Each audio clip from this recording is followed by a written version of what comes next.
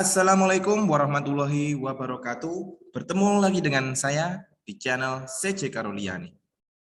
Kali ini kita akan membahas latihan soal PPPK Guru PJOK 2021 tentang kompetensi pedagogik dan manajerial.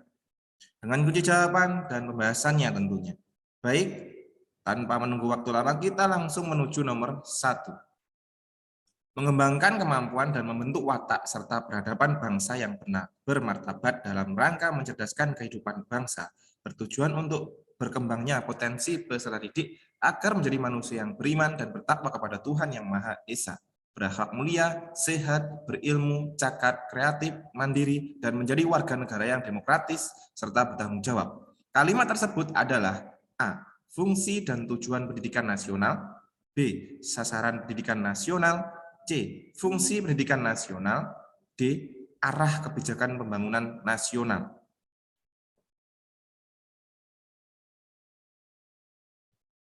Pembahasannya, pendidikan nasional berfungsi mengembangkan kemampuan dan membentuk watak serta peradaban bangsa yang bermartabat dalam rangka mencerdaskan kehidupan bangsa, bertujuan untuk berkembangnya potensi peserta didik agar menjadi manusia yang beriman dan bertakwa kepada Tuhan Yang Maha Esa, berhak mulia, sehat, berilmu.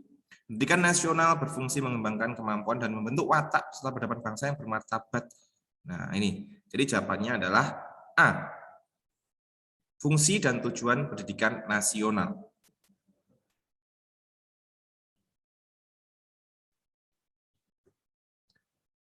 Nomor 2. Seorang guru mampu berkomunikasi dan bergaul efektif dengan guru dan masyarakat.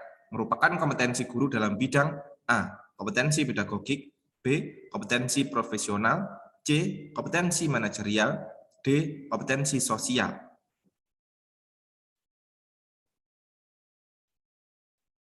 Pembahasannya, kompetensi pedagogik guru adalah kemampuan atau keterampilan guru yang bisa mengelola suatu proses pembelajaran atau interaksi belajar mengajar dengan peserta didik.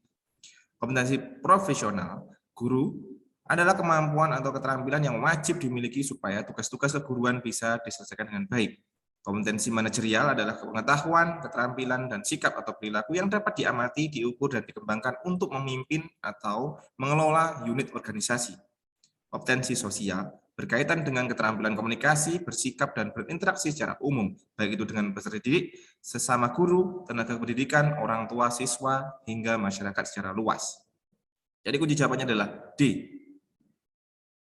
Kompetensi sosial.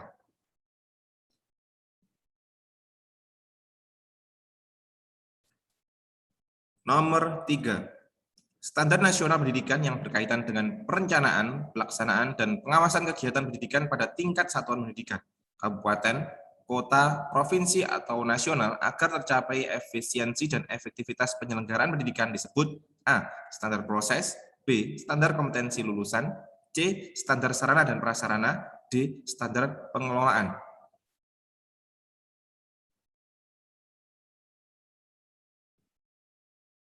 Pembahasannya, standar proses adalah kriteria mengenai pelaksanaan pembelajaran pada satuan pendidikan dasar dan satuan pendidikan dasar menengah untuk mencapai kompetensi lulusan. Standar kompetensi lulusan merupakan kualifikasi kemampuan lulusan yang mencakup sikap, pengetahuan, dan keterampilan peserta didik yang harus dipenuhinya atau dicapainya dari suatu satuan pendidikan pada jenjang pendidikan dasar dan menengah. 3 standar sarana dan prasarana adalah standar nasional pendidikan yang berkaitan dengan kriteria minimal tentang ruang belajar, tempat olahraga, tempat beribadah, perpustakaan, laboratorium, bengkel kerja, dan tempat bermain. 4. Standar pengelolaan adalah standar nasional pendidikan yang berkaitan dengan perencanaan, pelaksanaan, dan pengawasan kegiatan pendidikan pada tingkat satuan pendidikan, kabupaten, kota, provinsi, atau nasional agar tercapai efisiensi dan ekuitas penyelenggaraan pendidikan. Jadi kunci jawabannya adalah D. Standar pengelolaan.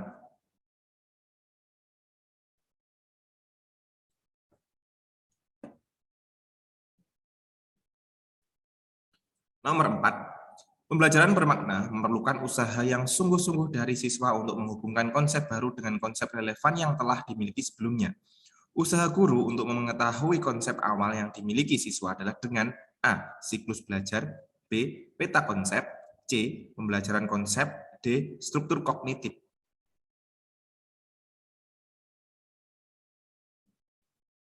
Nomor 4 bahasanya, model siklus belajar adalah suatu pendekatan per pembelajaran dengan mengikuti pola tertentu yang terdiri dari 3 tahap, yakni tahap eksplorasi, tahap pengenalan konsep, dan tahap penerapan konsep.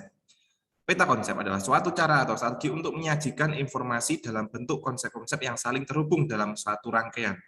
3. Pembelajaran konsep dan struktur adalah suatu pembelajaran yang memberikan kesempatan kepada siswa untuk mengonstruksi atau menemukan sendiri materi yang dipelajarinya, sehingga siswa dalam mengawali pembelajaran dengan memanipulasi bentuk-bentuk konkret. 4. Struktur kognitif adalah proses mental dasar yang digunakan seseorang individu untuk memahami informasi. Kunci jawabannya adalah B. Peta konsep.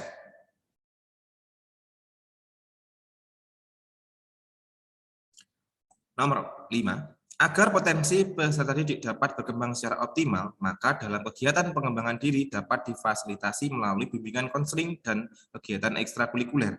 Dalam KTS, kegiatan pengembangan diri yang diampu melalui bimbingan konseling meliputi 4 hal, ialah A. Layanan pribadi, sosial, belajar, dan intelijensi. B. Layanan pribadi, sosial, karir, dan intelijensi. C. Layanan pribadi, sosial, karir, dan belajar. D. Layanan pribadi, sosial, intelijensi, dan belajar. Pembahasannya, dalam KTS sebagai kegiatan pengembangan diri yang diampu melalui bimbingan konseling meliputi 4 hal, yaitu kegiatan-kegiatan yang tercangkup dalam pengembangan diri, diantaranya pemecahan masalah pribadi dan kehidupan sosial, penanganan masalah belajar, pengembangan karir, dan kegiatan-kegiatan yang tercangkup dalam ekstrakurikuler. Jadi kunci jawabannya adalah C. Layanan pribadi, sosial, karir, dan belajar.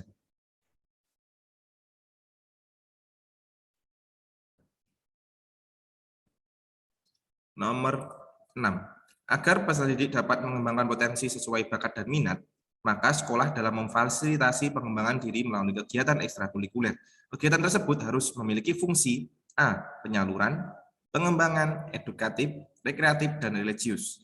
B. Penyaluran, pengembangan, edukatif, rekreatif, kreatif, prestasi. C. Penyaluran, pengembangan, edukatif, rekreatif, kreatif, prestasi, dan ekonomis. D. Prestasi, rekreatif, kreatif, edukatif, dan produktif. Pembahasannya, terdapat 4 fungsi kegiatan ekstrakurikuler pada satuan pendidikan, yaitu pengembangan, sosial, rekreatif, dan persiapan akhir. Fungsi pengembangan yakni belajar, bahwa kegiatan ekstrakurikuler berfungsi untuk mendukung perkembangan personal peserta didik melalui perluasan minat, pengembangan potensi, dan pemberian kesempatan untuk pembentukan karakter dan pelatihan kepemimpinan. 2. Fungsi sosial, yakni bahwa kegiatan ekstrakurikuler berfungsi untuk mengembangkan kemampuan dan rasa tanggung jawab, memberikan kesempatan kepada peserta didik untuk memperluas pengalaman sosial, praktik keterampilan sosial, dan internalisasi nilai moral dan nilai sosial. 3. Fungsi rekreatif, yakni bahwa kegiatan ekstrakurikuler dilakukan dalam suasana rileks, menggembirakan, dan menyenangkan, sehingga menunjang profesi perkembangan peserta didik. Kegiatan ekstrakurikuler harus dapat menjadikan kehidupan atau atmosfer sekolah lebih menantang dan lebih menarik bagi peserta didik. Fungsi persiapan karir, yakni bahwa kegiatan ekstrakurikuler berfungsi untuk mengembangkan kesiapan karir peserta didik melalui pengembangan kapasitas. Jadi kunci jawabannya adalah B. Penyaluran, pengembangan, edukatif, rekreatif, kreatif, dan prestasi.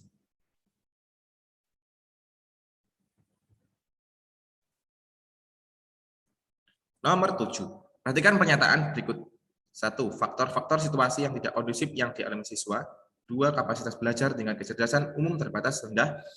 3. Kapasitas belajar bakat khusus tak sesuai dalam bidang tertentu. 4. Populasi siswa di dalam kelas terlalu besar. Pernyataan di atas yang merupakan faktor penyebab kesulitan belajar yang bersumber dari dalam diri siswa adalah pernyataan A. 1 dan 2, B. 1 dan 3, C. 2 dan 3, D. 3 dan 4. Pembahasannya, faktor internal siswa yakni hal-hal atau keadaan yang muncul dari dalam diri sendiri. Faktor internal siswa meliputi gangguan atau kekurangnya kemampuan psikofisik siswa, yaitu A. Yang bersifat kognitif antara lain seperti rendahnya kapasitas intelektual atau intelijensi siswa. B. Bersifat afektif antara lain labilnya emosi dan sikap. C. Bersifat psikomotor antara lain seperti keterganggunya alat-alat indera penglihatan dan mendengar. Jadi kunci jawabannya adalah C. 2 dan 3. Kapasitas belajar, tingkat kecerdasan umum terbatas rendah, dan Kapasitas belajar bakat khusus tak sesuai dengan bidang tertentu. Mohon maaf. Lanjut nomor 8. Pak Dedi menemukan kasus kesulitan belajar yang dialami oleh siswanya ternyata disebabkan cara belajar yang salah. Langkah yang paling tepat dilakukan untuk mengatasi kesulitan belajar tersebut adalah A. Memberikan kesempatan kepada siswa bersangkutan untuk mendiskusikan aspirasinya secara rasional ya. B. Tunjukkan akibat atau dampak cara belajar yang salah terhadap prestasi belajar. C. Ciptakan iklim sosial yang sehat antara guru dengan siswa di dalam kelas. D. Berikan kesempatan memperoleh pengalaman yang menyenangkan atau memperoleh sukses dalam belajar.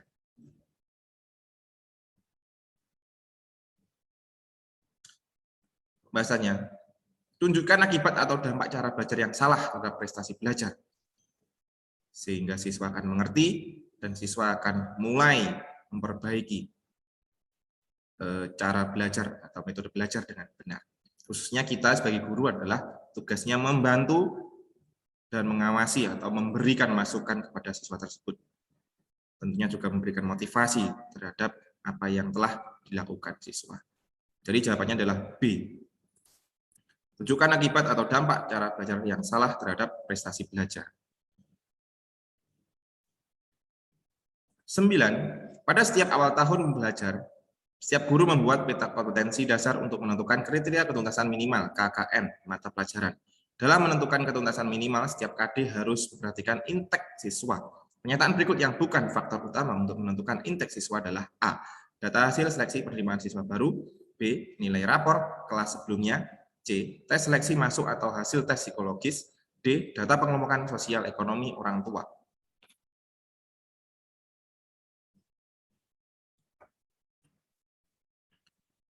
Pembahasan tingkat kemampuan intek rata-rata peserta didik di sekolah yang bersangkutan, yaitu tingkat kemampuan rata-rata peserta didik pada sekolah atau madrasah yang bersangkutan. Intek siswa atau tingkat kemampuan rata-rata siswa dapat ditentukan sebagai berikut.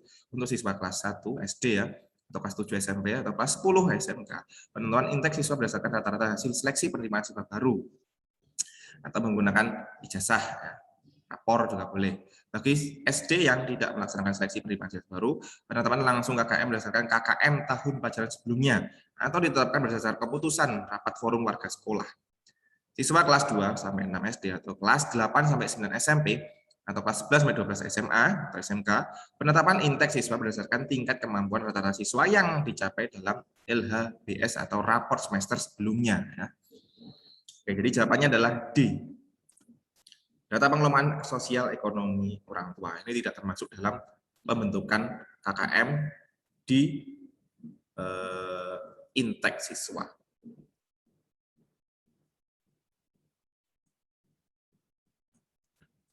Nomor 10, perhatikan pernyataan berikut. 1. Hindari saran dan pernyataan negatif yang dapat melemahkan semangat belajar siswa. 2. Ciptakan situasi kompetitif antar sesama siswa secara sehat. 3. Jatuhkan hukuman dan sanksi yang berat atas kelalaian dan ketidaktaatan siswa yang melanggar. 4. Berikan penghargaan yang tulus terhadap peringkat siswa. Dari pernyataan tersebut di atas yang dapat digunakan untuk mengatasi kesulitan belajar siswa yang memiliki motivasi dan minat belajar rendah adalah pernyataan A. 1 dan 2, B. 1 dan 3, C. 1 dan 4, D. 2 dan 4.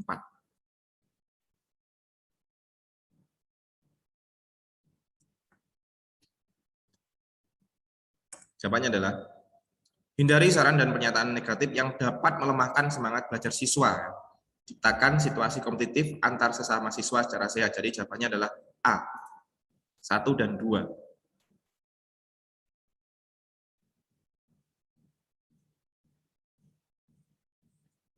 Baik, sekarang kita masuk ke contoh soal kompetensi manajerial ya. Sini bacaannya panjang-panjang sesuai dengan apa yang ada ketika kita menghadapi soal di tes seleksi PPK guru. Langsung saja. Nomor 11. Anda ditugaskan melakukan kunjungan dinas bersama rekan kerja Anda selama seminggu. Pada perjalanan dinas tersebut terdapat banyak agenda kunjungan pada beberapa kantor perwakilan di beberapa daerah. Menjelang 2 hari terakhir, rekan kerja saya baru mengingat bahwa dia memiliki pekerjaan penting di kantor yang harus diselesaikan dan akan diserahkan pada atasan awal pekan depan. Respon Anda terhadap kondisi rekan kerja Anda. A. Menanyakan Menanyakan rekan kerja saya pekerjaan apa yang belum diselesaikan untuk mengetahui tingkat urgensinya. Bila sangat penting, bisa menyarankan kepadanya untuk meminta rekan kantor lain untuk membantu menyelesaikannya. Namun, bila harus dia sendiri mengerjakannya, menyarankan dia segera kembali dan saya siap untuk menyelesaikan kunjungan kantor sendirian. B. Memintanya untuk fokus dengan kunjungan kerja ke beberapa kantor perwakilan di daerah untuk pekerjaan yang harus dia selesaikan. Dapat dikerjakan libur, akhir pekan sepulang dari perjalanan dinas. C. Menyarankan kepadanya untuk tetap fokus pada perjalanan dinas karena perjalanan dinas juga merupakan tanggung jawab peserta seperti pekerjaan yang belum terselesaikan. Selain itu, kunjungan dinas ada laporan atas kegiatan kunjungan serta hasil pengawasan di kantor perwakilan. D. Sampaikan padanya untuk memilih antara melanjutkan perjalanan dinas sampai selesai atau segera kembali ke kantor untuk menyelesaikan pekerjaan tertinggal.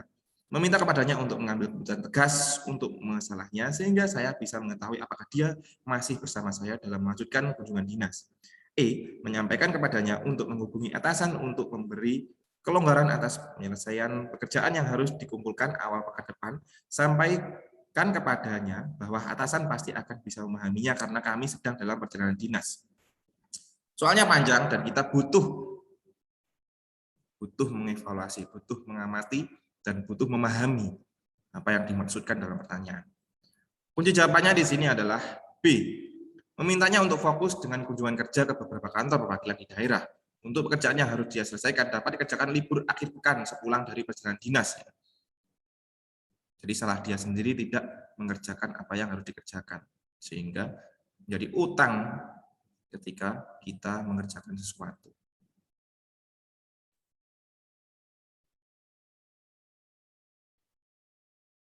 Nomor 12. Menjelang akhir jam istirahat kantor, di beberapa stasiun televisi menayangkan acara live pembacaan putusan sidang sengketa pemilihan presiden 2019 di Mahkamah Konstitusi. Beberapa kerja masih di ruang istirahat untuk menonton acara televisi tersebut. Jadi pekerja ya. Padahal pekerjaan kantor masih banyak belum diselesaikan. Sikap Anda seharusnya dalam menghadapi kondisi tersebut adalah A. Saya segera kembali ke ruang kerja saya karena harus menyelesaikan pekerjaan yang belum diselesaikan. Bagi saya pekerjaan lebih penting dari menonton acara siaran televisi. Saya tidak terpengaruh oleh rekan kerja lain. Mungkin mereka sudah menuntaskan semua pekerjaan mereka sehingga santai. B. Saya segera ke ruang kerja untuk melanjutkan pekerjaan. Saya tidak akan terpengaruh oleh rekan kerja lain yang menonton acara live sidang keputusan sengketa pemilihan presiden karena kurang tertarik dengan isu politik yang sedang berkembang. C. Menasihati rekan kerja bahwa isu politik sekarang tidak begitu penting dan mengajaknya segera ke ruang kerja untuk bekerja seperti biasa, meyakinkan rekan kerja bahwa tetap harus mengutamakan pekerjaan di saat jam kerja kantor. D. Mengajak rekan kerja kembali ke ruang kerja karena sudah masuk jam kerja, mengingatkan bahwa selama jam kerja tidak boleh melakukan aktivitas di luar urusan pekerjaan. Hal tersebut sesuai dengan komitmen awal saat pertama kali diterima kerja. E. Saya kurang tertarik dengan isu politik yang sedang berkembang, namun untuk menjaga solidaritas dan kekompakan dengan rekan kerja, saya ikut menonton sebentar dan beberapa saat ke ruang kerja untuk melanjutkan pekerjaan saya. Cukup panjang lagi, kita harus memahaminya lagi. Kunci jawabannya adalah D. Mengajak rekan kerja kembali ke ruang kerja karena sudah masuk jam kerja. Mengingatkan bahwa selama jam kerja tidak boleh melakukan aktivitas di luar urusan pekerjaan. Hal tersebut sesuai dengan komitmen awal saat pertama kali diterima kerja. Nah, jadi nanti kalau Bapak Ibu semuanya diterima di seleksi PPK Guru, silakan mengabdi dengan setulus hati dan dengan penuh keprofesionalitas ya. Jawabannya adalah D. Mengajak rekan kerja kembali ke ruang kerja dan seterusnya. Nomor 13. Anda ditugaskan di loket pengaduan konsumen yang terletak di lantai 1. Pada suatu hari ada seorang difabel menghampiri dan meminta bantuan Anda untuk membantu dalam proses pengurusan administrasi. Loket pengurusan tersebut terletak di lantai 2. Pada saat itu di loket Anda sedang ada antrian panjang sehingga Anda tentu sangat sibuk. Sikap Anda adalah A. Menyarankan kepada orang tersebut untuk meminta bantuan kepada Satpam karena Satpam lebih mudah untuk dimintai bantuan. Jelaskan juga bahwa saya tidak bisa membantunya ke lantai kedua karena banyak antrian yang akan mengajukan pengaduan. B. Memberitahu orang tersebut untuk menuju ke loket bagian pengurusan administrasi karena semuanya harus sesuai dengan aturan dan prosedur yang telah ditetapkan. Semua pegawai punya pekerjaan masing-masing sehingga tidak bisa melakukan pekerjaan di luar tanggung jawab dan kewajiban masing-masing. memberitahu orang tersebut untuk menuju ke ke loket lainnya di lantai 1 sedang tidak sibuk melayani pengaduan sehingga bisa membantu dan mengarahkan ke loket bagian pengaduan. Memintanya untuk memahami bahwa saya sedang ada antrian panjang di loket pengaduan. Dia menyarankan kepada orang tersebut untuk mengajak sanak keluarga atau saudaranya yang bisa membantu dalam proses pengurusan administrasi tersebut. Menginformasikan kepadanya bahwa pegawai semuanya sibuk dan dengan pekerjaannya masing-masing. Meminta rekan kerja yang lain untuk menjaga loket saya sementara waktu, kemudian saya membantu orang tersebut menuju lantai 2 untuk mengurus administrasi di lantai 2. Saya menitip pesan ke rekan kerja di loket untuk membantu orang tersebut turun kembali ke lantai 1 setelah urusannya selesai. Jadi di sini jawaban yang benar adalah E. Meminta rekan kerja yang lain untuk menjaga loket saya sementara waktu, kemudian saya membantu orang tersebut menuju lantai 2 untuk mengurus administrasi di lantai 2. Saya menitip pesan rekan kerja di loket tersebut untuk membantu orang tersebut turun kembali ke lantai 1 setelah urusannya selesai. Jadi ini kita kepribadian dan sosial ya. Tentunya yang lebih berat ke sosialnya.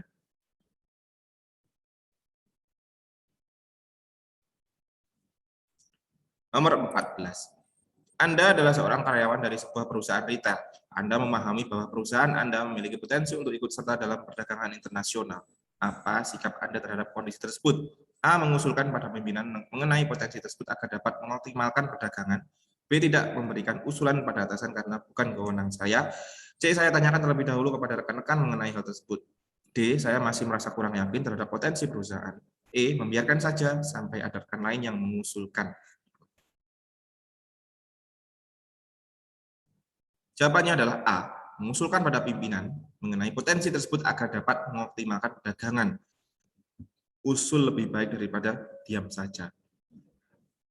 Alhamdulillah kalau usul kita diterima dan kita dipilih untuk menjadi orang lapangan untuk memaksimalkan potensi tersebut.